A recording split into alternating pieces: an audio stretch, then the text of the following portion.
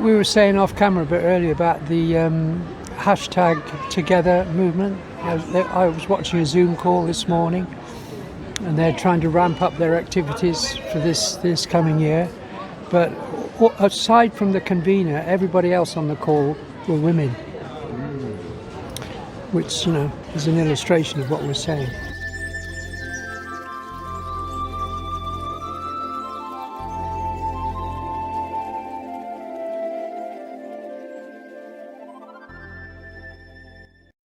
It's very interesting because also I watch a Rachel Elnor Zoom call called The People Speaks Out, and it's a fortnightly Zoom call every Monday at 12 o'clock, which I've logged into myself, and other people are welcome to if they send her a link, send her an email. And it's virtually all women on the call, and often the men who are on the call, when there are men, often don't put themselves on camera or just don't speak, whereas it's often the women that put themselves on camera and women that want to speak and engage. And the two facilitators of this Zoom call are women, which is a bit interesting, isn't it? Yeah. Well, like I say, God bless them. God bless them. Well said, God bless them. Well said indeed. Oh, bravo!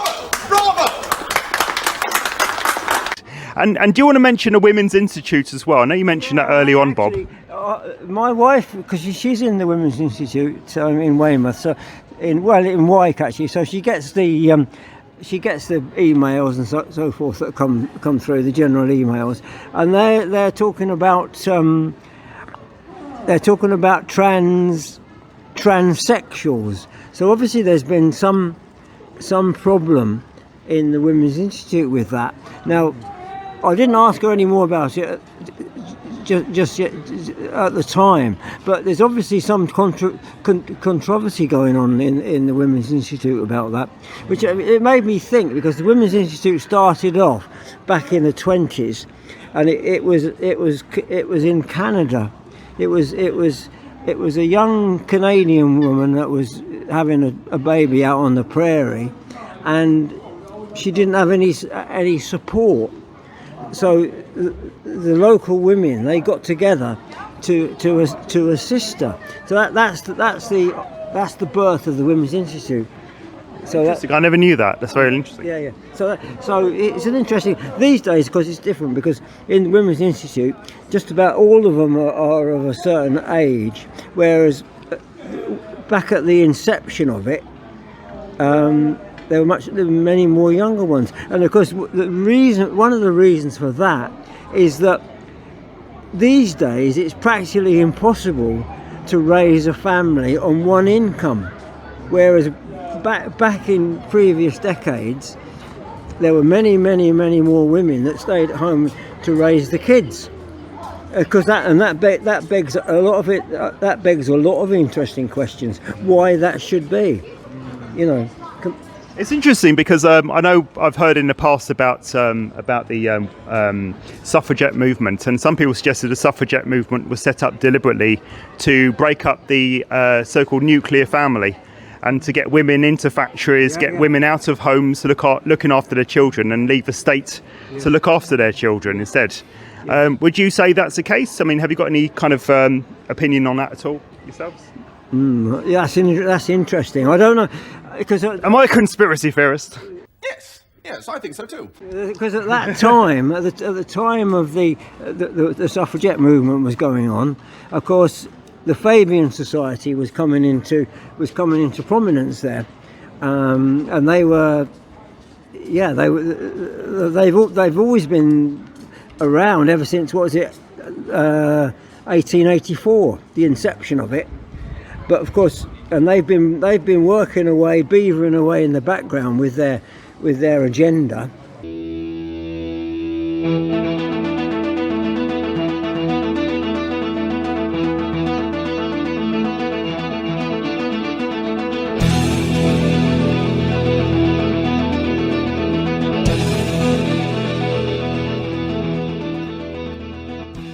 We cannot continue with business as usual, and change is inevitable.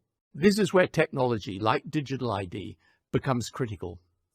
My institute's own analysis shows that introducing this in the UK would save at least $2 billion a year, and likely more, by reducing losses to fraud, improving tax collection, and better targeting of state support. I think you will get to the stage where it's going to be very hard for people to do a lot of normal life unless they can prove their vaccination status. Yeah. I think you'll find a situation where countries say to you, you're not coming in here unless we see whether you've either been vaccinated, you've had the disease and have got antibodies, or you've had a recent high-quality test. And so if people have got to understand vaccination is going to be, in the end, your route to liberty. Whoa. Did he just say what I thought he just said? Vaccination is going to be, in the end, your route to liberty. Stay safe. Your route to liberty.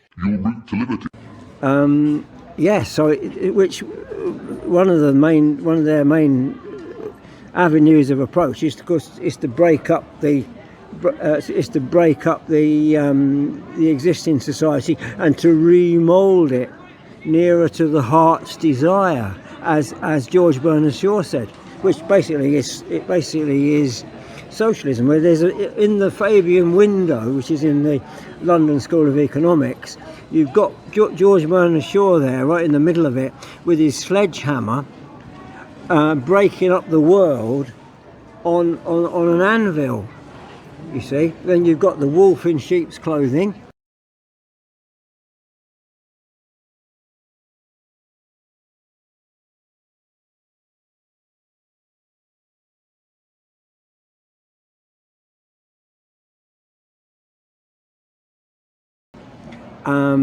You've got Sidney Webb is co-factor, if you like. So that was originally in a house in. That window was originally in a house in, I think it was Reigate or Dorking in Surrey, where I think it was Sidney and Beatrice Webb's house. It came out of there, that window, and it was sold to America. And then at a certain point they got the window back and installed it in the London School of Economics. Tony Blair unveiled it in the LSE. So, but of course it shows you that it's got the wolf in sheep's clothing on it.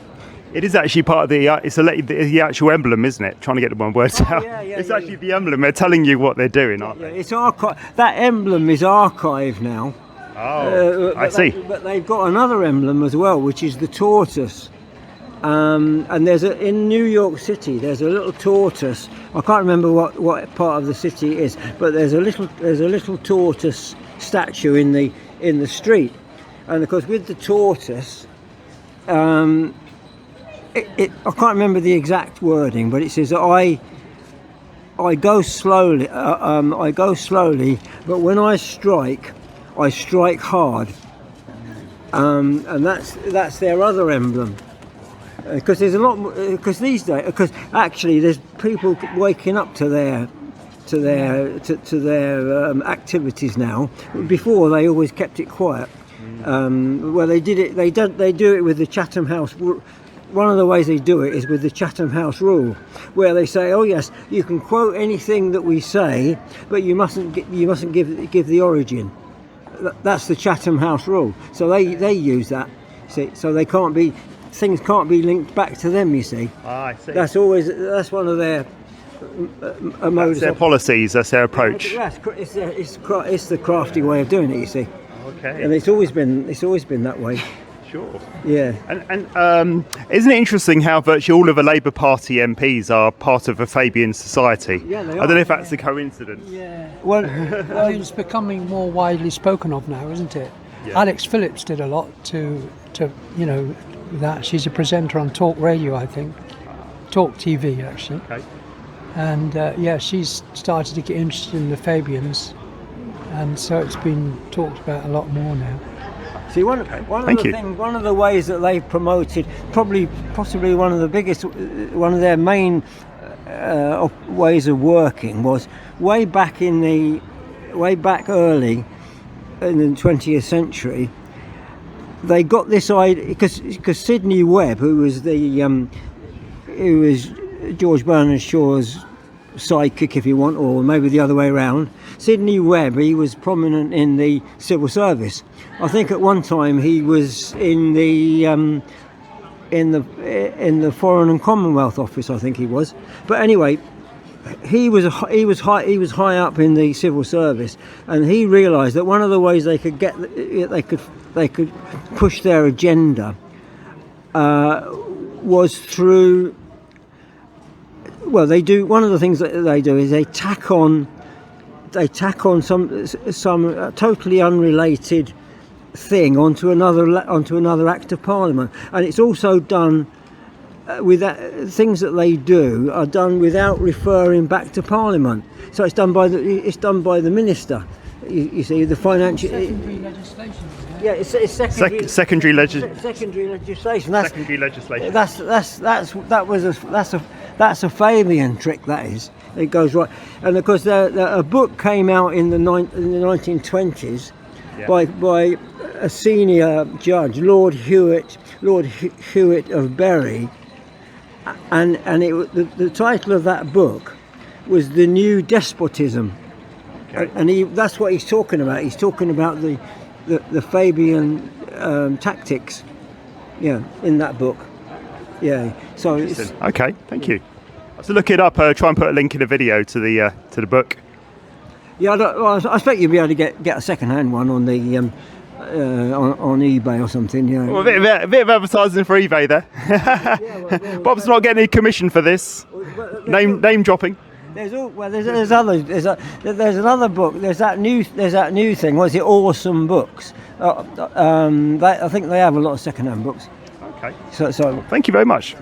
So I don't know. But anyway, so that's the other thing. The other way that the Fabian Society has pushed its agenda is through front organisations, sort of think tanks. So they've had a whole load of them over decades and decades. And I've got a book that was published in the States called Fabian Freeway. And the author is Rose L. Martin, and she goes into the whole thing. Right, I think it's written about 1960, so it's everything before then. One of the interesting things she talks about there is that Sidney and Beatrice Webb, they wrote a book, one of their books. I think it was the Soviet Union, A New Civilization. And that came out in about 1930 or something like that.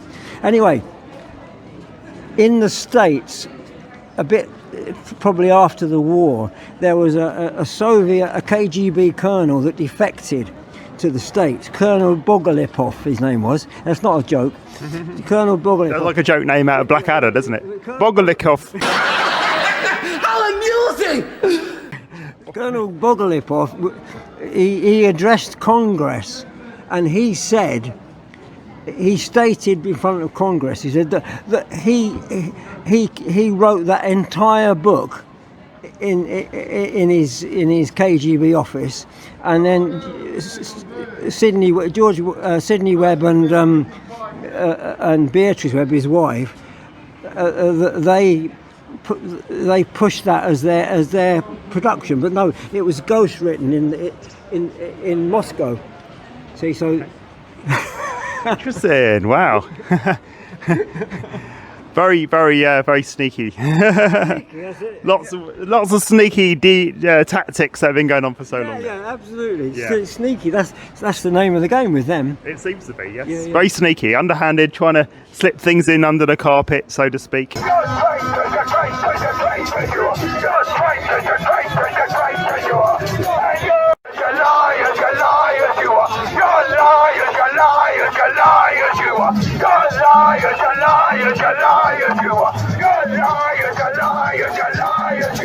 Yeah. Another interesting thing, of course, was with George Bernard Shaw was one of his quotations. He said, in the socialist state, you will be well housed.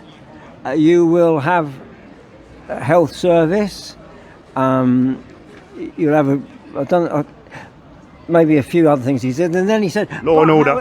However, if it was deemed that you weren't worthy of all these benefits that are being heaped on you, you might be you might be executed in a kindly manner. What? God, what am I going to do? In a kindly manner. I don't know what being executed in a kindly manner entails, but I'd probably rather not find out, really, no matter how kindly it is. What say we drink to their demise? Shouldn't that be drink to their memories? Of course. Cheers. Yeah, so Interesting. I haven't got that actually verbatim, but yeah, anyone that's interested can check it up. It's good quotes. I like it. I'm sure it's going to get a lot of people watching this video thinking and wanting to find out where that quote comes from. Absolutely. Oh, there's loads from George Bernard Shaw. Because you could say with George Bernard Shaw, yes, he was a playwright, and he was very witty, very clever. He was witty, no doubt about it. And you could say, well, was he just having the audience on or what? But I don't think so. I don't think he was. Yeah. Thank you. Very interesting there. Lots of detail. Lots to read up on there, I think, really. But thank you very much, Bob. Yeah, that's right. I'm going to leave you two gents shortly to your stall, because it's an amazing stall. I'm going to get some more photos of your stall as well. I'm going to move back a bit there. Got these two gents here with their stall. Cash is power. Use it or lose it. Oh, yes, indeed. Hashtag Cash Friday. Solari.com. And any final words you gents want to say for the camera before I leave you to do what you're doing? We're so pleased that you've come to visit us in Weymouth. Oh, thank you very much. Yeah. No, I love your approach, and it's a beautiful thing. We're hoping to see you very kind. spread your love and freedom amongst the populace here. Thank you very much.